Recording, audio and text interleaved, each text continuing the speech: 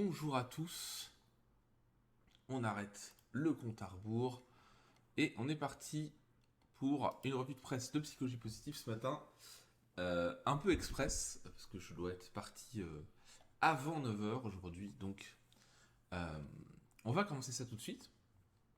Je vais baisser un petit peu la musique et on est parti. Alors attendez, hop, je vais baisser la musique pour vous un peu et pour moi aussi.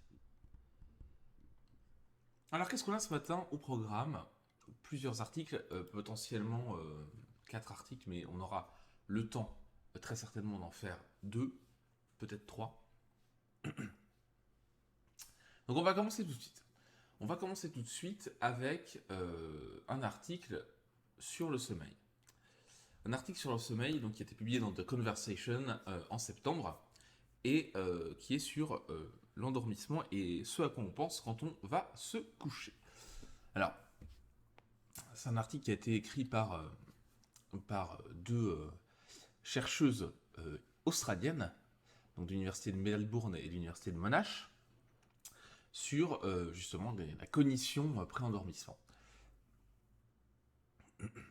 Alors donc, on peut avoir des moments avant de s'endormir, vous savez ça, où ça tourne en boucle, on repense à des moments embarrassants, à des choses aléatoires, à des trucs qu'on a à faire, etc. Et en fait, c'est pas des choses qui sont très très bonnes pour pouvoir s'endormir tranquillement, sereinement.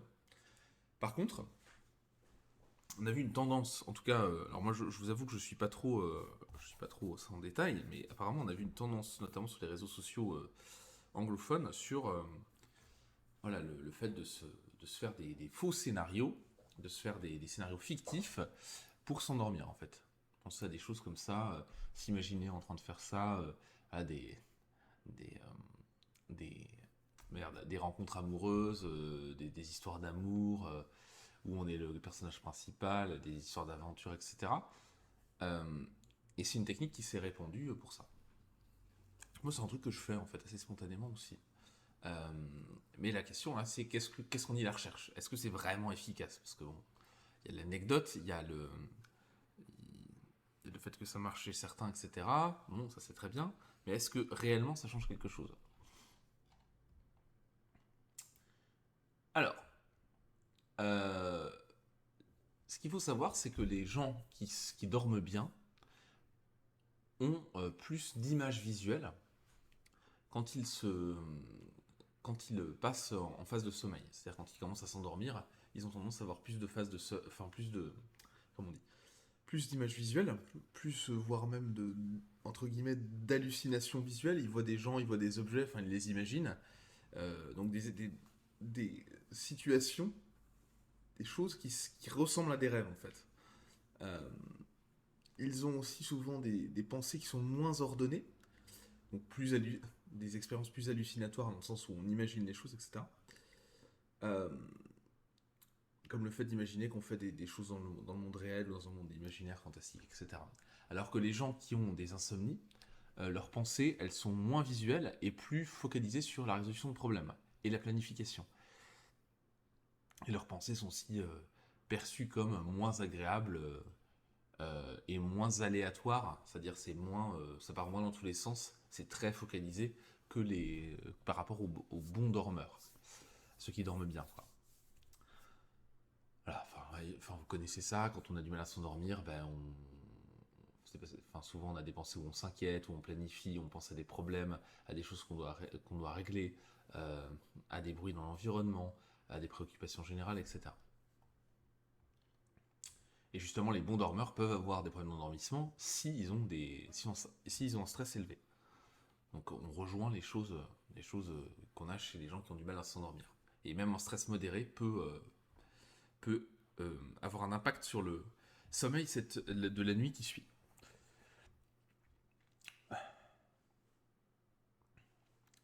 Pareil pour le binge watching, le binge viewing, qui peut avoir un effet négatif sur le sommeil. Bon, ça c'est assez logique. Parce qu'en fait, ça crée une excitation entre guillemets cognitive, enfin un éveil cognitif, une activation mentale qui va, euh, qui va être contre-productive pour s'endormir. Et donc la bonne nouvelle, c'est qu'on peut travailler sur ces pensées pré-endormissement, et c'est ce qu'on appelle la refocalisation cognitive. Qu'est-ce que c'est que la refocalisation cognitive? C'est le fait de se distraire avec des pensées agréables avant de s'endormir, donc de mettre en place des scénarios, des faux scénarios, et c'est ce dont on parlait, ce dont il parlait au début là. Mais le truc, c'est de penser un scénario qui n'est pas trop captivant, pas trop intéressant. Faut pas que ça soit trop incroyable, etc. Parce que sinon, ça fait trop d'excitation cognitive et ça marche pas. Donc, attendez, je vais me racler un peu la gorge.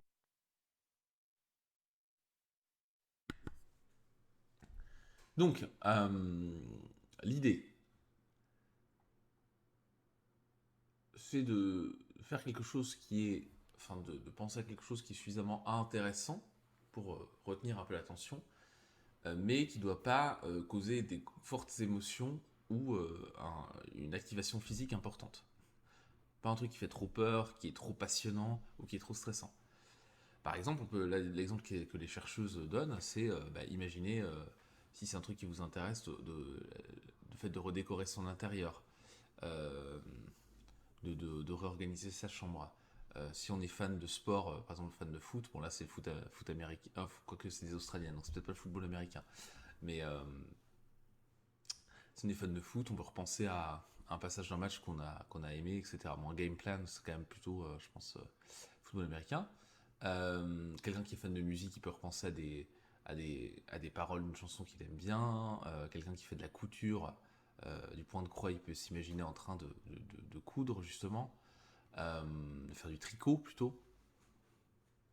En gros, il faut que ça soit adapté au centre d'intérêt qu'on a, mais que ça soit une tâche agréable sans être ultra stimulante, quoi. Et cette refocalisation cognitive, c'est pas quelque chose qui est magique, c'est quelque chose qui peut aider. Donc là, en fait, dans l'article de The Conversation, c'est deux chercheuses qui font de la vulgarisation un peu autour de cette thématique-là, en s'appuyant sur des études récentes, là. C'est pour ça que je vous en parle aujourd'hui. Et donc, il y a des études qui ont montré que justement, cette refocalisation cognitive permettait d'améliorer significativement l'endormissement des gens qui avaient des insomnies. Il y a une autre technique qui existe, c'est la méditation de pleine conscience. Donc là, on va regarder ces pensées qui passent, les saluer, les relever, sans forcément les poursuivre. Donc ça, c'est un entraînement qui se fait aussi petit à petit, et ça aussi, ça a un impact sur l'insomnie. Bon, un autre truc que j'utilise pour l'endormissement, c'est un truc que je fais depuis longtemps, c'est le training autogène, qui est une sorte de méthode de relaxation. J'ai fait un petit livret dessus, mais voilà, enfin, c'est assez simple à mettre en place. Une fois qu'on maîtrise le truc, ça aide à se détendre et ça aide à se mettre dans le sommeil. Parfois, ça provoque l'endormissement directement quand on est suffisamment fatigué. Mais en gros, tout ce qui va être méthode de relaxation, de méditation, si elle nécessite pas une trop grosse capacité cognitive, enfin qu'on les a un peu pratiquées en dehors, et donc on peut facilement les mettre en place le soir dans le lit, c'est aussi une bonne manière de faciliter le sommeil. Et alors, justement, qu'est-ce qui peut aider les pensées pré-endormissement? Eh bien, ça commence, en fait, l'endormissement, une bonne nuit de sommeil, ça se prépare dès le matin. Euh, une idée, c'est de se réveiller à peu près à la même heure tous les jours pour créer des routines et de s'endormir à peu près à la même heure tous les jours. Alors évidemment, on a le droit de sortir, on a le droit d'aller en soirée, on a le droit de faire des choses autres, mais l'idée, c'est quand même d'avoir une certaine régularité. Et quand on est un adulte avec une activité professionnelle, en général, ça, c'est quelque chose qu'on peut mettre en place et même qui est plutôt intelligent à mettre en place si on ne veut pas être fatigué au travail, pas être fatigué tous les jours, etc. Donc qu'on dorme bien, enfin qu'on dorme bien ou pas, parce que ça permet de dormir aussi suffisamment. Donc ça, c'est important. Réduire évidemment les écrans avant d'aller se coucher, ça c'est la grande classique. Et aussi faire du sport, ça aide à mieux dormir. Et puis si on est dans ses pensées, dans le stress quand on s'endort, eh bien on peut essayer de faire de la refocalisation cognitive. Voilà. Et on peut aussi, un autre conseil qui marche pas mal, c'est d'écrire ses pensées et ce qui nous stresse dans la journée pour pouvoir évacuer les choses. En fait, on sait qu'on a un endroit, ça c'est bien aussi le côté système de prise de notes, etc. Ça te permet d'avoir un endroit où on a les tâches à faire, où on a où on a évacué tout ce qu'on devait faire, tout ce qui nous inquiétait, tout ce qui nous préoccupait. Et comme ça, on sait que on n'oubliera pas. De toute façon, en général, le cerveau, il n'oublie pas ce genre de choses-là, mais on n'oubliera pas. Et surtout, ça nous allégera, le cerveau. Parce qu'en fait, sinon, si on note pas les choses, notre cerveau, il a tendance à se dire: ah non, mais attends, c'est pas fini. Ah, mais c'est pas fini, c'est pas fini. C'est l'effet Zeigarnik, hein, le fameux. Si ça vous intéresse, vous pourrez regarder ce que c'est. Zeigarnik, du nom d'une chercheuse, et donc russe. Et donc c'est mieux de noter parce que comme ça permet de désamorcer un peu ça. Voilà. Et puis évidemment, un peu d'autocompassion, ça fait pas de mal. Voilà pour ce premier article. Oh, j'ai speedé. J'ai été très très rapide, mais en même temps, euh, comme ça, on a le temps de faire plusieurs articles. Donc, un premier article sur le sommeil. Voilà, sur la refocalisation cognitive. En gros, le recadrage aussi un petit peu cognitif. Les pensées avant de s'endormir, on a des stratégies qui fonctionnent là-dessus. Alors évidemment, quand on a de l'insomnie chronique pour plein de raisons, quand c'est vraiment installé, je vous conseille de consulter un spécialiste parce qu'il peut y avoir des problèmes de santé autres qui provoquent l'insomnie. C'est pas forcément que du stress, c'est pas que un mal-être psychologique qui provoque l'insomnie. Et toutes les stratégies qui ont été évoquées, elles peuvent de toute façon aider, mais quand on a des vrais problèmes de santé, j'entends par là des problèmes physiologiques qui créent en fait des problèmes d'endormissement et des insomnies, des problèmes hormonaux, etc. Là, évidemment, il vaut mieux aller consulter. Donc, il vaut mieux, quand on a vraiment de l'insomnie importante, évacuer ces pistes-là, parce que ça peut être des problèmes de santé très graves derrière qui provoquent de l'insomnie.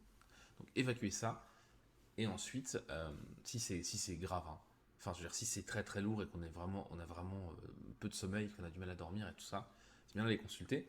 Si vous avez des insomnies un peu plus irrégulières, que vous dormez pas très bien, etc., mais que par ailleurs ça va à peu près, bon, tentez ces stratégies-là, ça devrait vous aider. Et puis en fonction de votre âge aussi, il peut y avoir des phases de transition au niveau des cycles de sommeil.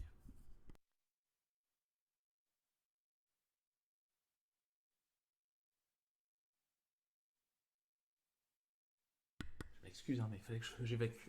Alors ensuite, bah tiens, on parlait de déconnexion avant le sommeil. Justement, apprendre à se déconnecter. Est-ce que c'est possible? Grande question. Là aussi un article d'un docteur en psychologie, Rodney Luster. Bon, et là on parle un peu de travail, on parle un peu de déconnexion, on parle un peu du fait que les gens, depuis les années, en gros, ce qui est expliqué dans l'article, de plus en plus depuis les années 70 puis après 80, on a, euh, on a eu une culture de la performance qui a fait que, qui a certaines conséquences sur notre santé.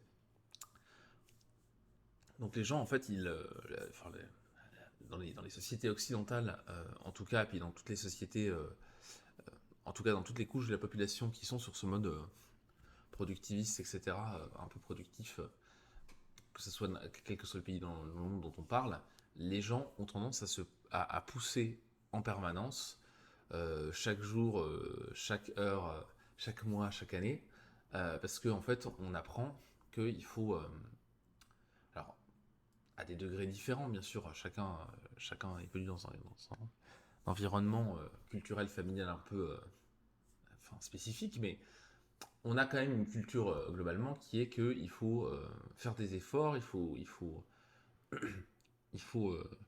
être ambitieux, aller chercher des choses très loin, et que notre estime de nous-mêmes, notre valeur, elle est liée à ce qu'on fait, à ce qu'on produit, à ce qu'on arrive ce qu'on réussit dans la vie, et à ce qui se voit. Voilà. Et évidemment, ça peut prendre des formes différentes, mais l'idée c'est quand même que il faut être productif, il faut monter dans la hiérarchie, il faut réussir, il faut avoir des accomplissements, des médailles à montrer, etc. Voilà. Et encore une fois, hein, quand on pose la question, quand on rencontre quelqu'un pour la première fois, une des premières questions qui vient, c'est qu'est-ce que tu fais dans la vie? Donc qu'est-ce que tu fais comme taf? Et c'est le paramètre dans les sociétés contemporaines qui définit. Alors ça a tendance un petit peu à évoluer maintenant, et heureusement, on se définit plus que par ça, mais ça reste quand même le truc central. Donc ça, c'est une première chose. Ensuite, on parle de techno. Dans les années 80-90, en fait, la technologie s'est développée, Internet dans les années 90 ensuite, et puis évidemment 2000, etc. Et il y a pas mal de sociologues qui ont écrit à l'époque que on risquait de souffrir de lag mental, pardon, de décalage mental, vu la vitesse de développement de ces outils-là. En fait, la charge de travail a augmenté. En parallèle, enfin, avec la technologie, en fait, on a pu être plus productif, ça fait exploser la productivité, hein. Et la mécanisation et le numérique, ça fait exploser la productivité depuis 30-40 ans, là. Et donc, on a été encore plus dans cette poursuite de la performance. Les charges de travail ont augmenté, bon, la productivité aussi, donc voilà, mais la charge de travail a quand même augmenté, surtout dans les années 80-90, on poussait 80 beaucoup. Le taux de divorce a augmenté aussi. Alors les latchkey kids, c'est le côté les enfants errants, etc. En gros, les enfants livrés à eux-mêmes parce que les deux parents travaillent énormément, ça a aussi été quelque chose qui est devenu réel. Et donc ça n'a pas que des conséquences positives. Donc voilà, là après, petite explication par rapport aux réseaux sociaux, etc. Donc en fait, on est de plus en plus sur les réseaux, on doit être performant au travail, etc. Mais en plus aujourd'hui, alors en fonction des domaines évidemment, quand on est plus dans le domaine, on va dire, des cadres ou des gens qui travaillent dans des bureaux, etc. Ou même des artisans, etc. On doit montrer ce qu'on fait. C'est-à-dire qu'on doit être présent sur les réseaux sociaux. Ça peut être LinkedIn, ça peut être d'autres réseaux sociaux. Donc il y a ça en plus, il y a des éléments en plus à faire, il faut être présent en ligne, enfin il faut avoir un site internet, etc. Il y a plein de choses qu'on doit faire, une page Facebook ou que sais-je, quand on est un petit commerçant local, mais en fait on a des éléments en plus à faire. Et donc ça fait une charge en plus. Et donc ça c'est au niveau pro, au niveau perso aussi. La bonne nouvelle, c'est que notre subconscient, on va dire, a la capacité de créer une distance par rapport à nos sentiments, en fait.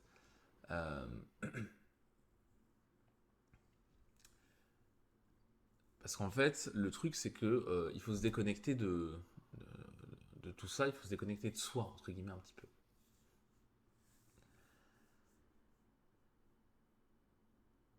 Donc si on laisse, je traduis en même temps et j'essaie de vous résumer en même temps parce que il y a pas mal de choses dans l'article. Donc je lag un peu, hein. Excusez-moi, je vais prendre un peu plus de temps. Donc en fait, si on laisse les préoccupations cognitives, physiques, du travail, de l'école, des études, de la vie, etc., un peu nous endormir, nous étourdir, et bien alors ce qui se passe, si on laisse ça prendre le dessus, en fait qu'on est la tête dans le guidon, qu'on est dans la saturation de responsabilités, de choses à faire, etc., de sollicitations à gérer, en fait ça peut amener à des comportements où ça nous stun un peu, ça nous endort, etc., dans le sens où ça nous rend apathiques. Donc ça peut créer de l'apnée du sommeil, le fait de faire défiler les réseaux sociaux pendant des périodes très très longues alors que ça sert à rien. Le fait de binger du Netflix ou autre. Le fait de ne pas écouter quand on nous parle, de manger de la merde et de grignoter trop, etc., de boire de l'alcool, évidemment de fumer des joints ou prendre de la drogue, etc., et d'autres symptômes. Et donc ça peut avoir un impact, évidemment, tout ça, sur notre santé émotionnelle, sur notre santé tout court, notre santé psychologique et notre santé physique.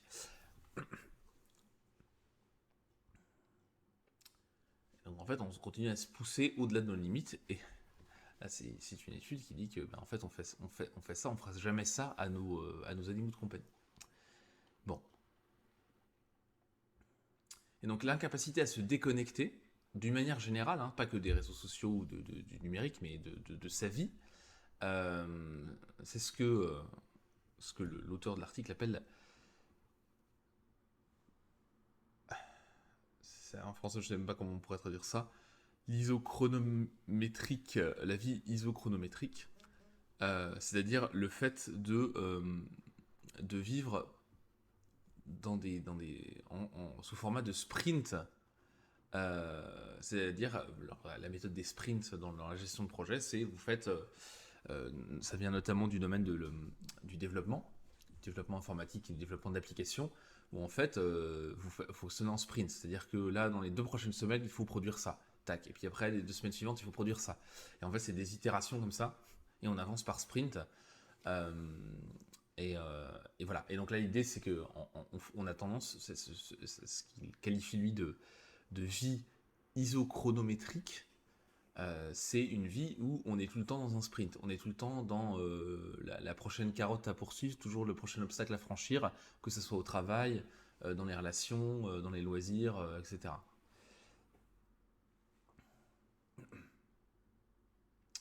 Et donc l'idée, c'est plutôt d'atteindre un équilibre et de pas être tout le temps dans ce côté où on poursuit toujours enfin, un objectif et on va toujours vers une autre étape.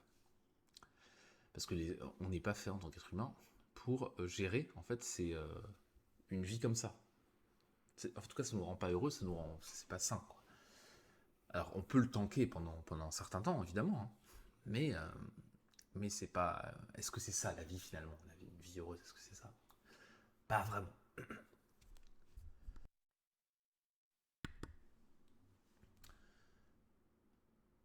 Donc, pour les gens qui n'arrivent pas à se déconnecter de leurs préoccupations et de leurs responsabilités comme ça en permanence, euh, l'idée, c'est de changer en désencapsulant la vie. Donc, si vous avez des blocs de temps, des sprints tout le temps comme ça à faire, bah, l'idée, c'est déjà de sortir de ces carcans-là.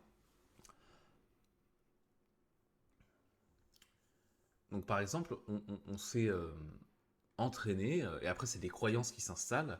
Le fait qu'on ne peut pas prendre de break des réseaux sociaux, on ne peut pas rater un coup de fil, on ne peut pas rater un email, on ne peut pas profiter de vacances à fond en se déconnectant de tout sans conséquences négatives. Et donc là, c'est toute la question de la déconnexion et de la déconnexion, reconnexion au travail. Là aussi, sur Se Réaliser, vous avez un article sur la déconnexion au travail. Je pense que c'est plutôt reconnexion au travail. Hop là, je vais vous mettre ça. Tac. Alors, c'est pas cet article-là. Quoique, peut-être. Je ne sais plus. J'en ai tellement écrit. À force, je sais plus. C'est peut-être ça, en fait, hein. Pardon. Augmenter son efficacité au travail. Je vais y arriver. Ce matin, c'est pas évident, en fait, hein. Voilà.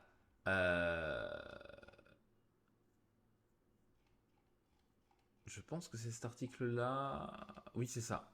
Donc, si ça vous intéresse, tout comment se déconnecter, reconnecter au travail, pourquoi c'est intéressant. Et je sais pas pourquoi j'ai un truc surligné dans cet article-là, mais. Ah oui, si, puisque c'est la recherche. Tac. Voilà. Cherchez un article qui s'appelle Augmenter son efficacité au travail sur Se Réaliser, et vous avez des éléments là-dessus. Bref. Donc, c'est important de changer ses croyances par rapport à ça, déjà, en faisant de la restructuration cognitive qu'on pourrait qualifier effectivement de recadrage cognitif. Tout à l'heure, on a parlé euh, des pensées avant de dormir. Et donc, on parlait de refocalisation cognitive. Là, on parle de restructuration cognitive. Voilà. Je cherchais le terme parce que j'avais oublié. Euh, donc, l'idée, c'est de comprendre que nos croyances, que ce qu'on considère comme des vérités absolues, sont en fait sont pas des descriptions objectives de la réalité. Voilà. Il y a plein de choses hein, dans les sociétés, sans faire de la politique, évidemment, dans les sociétés, nos sociétés capitalistes fonctionnent beaucoup sur des principes de croyance. Il est important de faire ci. Euh, alors, si je force le trait, on va dire, il est important d'être à l'heure au travail, il est important d'avoir un travail qui serve la société, enfin, qui produise de la valeur pécuniaire, qui fasse des bénéfices. Il est important de monter dans la hiérarchie au fur et à mesure des années. Il est important, quand on a des responsabilités, de toujours être disponible, et même en vacances, de regarder quand même ses mails parce qu'il peut y avoir des trucs importants qui arrivent, et si on n'est pas là, ça va être la catastrophe, etc., etc. En fait, il y a un certain nombre de croyances comme ça qu'on a intégrées, enfin, que certains ont plus ou moins intégrées, et qu'on considère comme des vérités objectives, des faits, alors que ce n'est pas le cas. Donc il faut commencer par explorer tous les domaines de la vie qui ont tendance à décider de nos journées et qui peuvent créer des déséquilibres. C'est-à-dire que si c'est le travail, alors souvent ça va être le travail hein, en premier lieu, mais si c'est quelque chose, en fait, c'est comme, c'est la même chose pour tout en fait, pour les passions, c'est pareil. Si c'est la passion si c'est votre passion qui décide de ce que vous allez faire et qui vous empêche de faire des trucs, par exemple, sympas avec vos proches, etc., c'est pas très sain. Si votre travail prend tout le pas et que en fait votre travail dicte le déroulement de vos journées et que vous avez aucune marge de manœuvre pour, enfin, en tout cas que vous n'exercez aucune marge de manœuvre, vous ne vous sentez pas capable d'exercer une marge de manœuvre pour modifier ça, c'est un problème. Mais évidemment, c'est un équilibre après. Donc, c'est important de prendre ce recul-là et de voir, ok, qu'est-ce qui dans ma vie me bouffe et prend trop de place et que j'arrive pas à. Et qui dicte mes journées malgré moi, en fait. Alors, comme le changement n'est pas forcément linéaire, on va avoir des mécanismes de défense qui vont se mettre en place. Quand on commence à questionner des croyances, évidemment, euh, on va avoir, voilà, enfin, notre esprit va avoir des mécanismes de défense. Donc, par exemple, on va avoir ce qu'on appelle la pensée catastrophiste, où on va se dire, ah oui, mais si je suis pas là, des mauvaises choses vont se passer. Si je suis pas là au travail, mon Dieu, mais on est une équipe de 30, hein, mais si je suis pas là, mon Dieu, mais tout va s'écrouler, personne ne va pouvoir prendre le relais. Enfin, tout le monde est mauvais, personne ne va pouvoir gérer. Et ben en fait, ça se passe pas tout à fait comme ça quand on réfléchit un petit peu. Je dis pas quand vous êtes chef de votre boîte que vous venez de monter, oui, il y a des périodes où il faut falloir être beaucoup plus disponible que dans 5 ou 10 ans quand vous aurez des employés et que ça tournera, par exemple. Et que ce sera installé. C'est pas la même chose, hein, évidemment, mais croire que tous les gens qui travaillent sont dans la situation du patron qui monte sa boîte, bon, voilà. Donc ça, c'est pour cette catastrophie, elle peut se mettre en place pour vous défendre. Mais non, mais c'est pas possible de changer en fait. Donc ça, c'est un exemple, mais il peut y avoir plein d'autres choses qui font que, voilà, euh, qui font que ça va être bloquant. Donc l'idée, c'est de prendre du recul par rapport à ça. Et on peut se poser un certain nombre de questions, par exemple. Donc, vous avez des domaines dans votre vie où vous n'arrivez pas à. En fait, vous êtes en sprint, vous êtes tout le temps dans le rush, vous êtes tout le temps.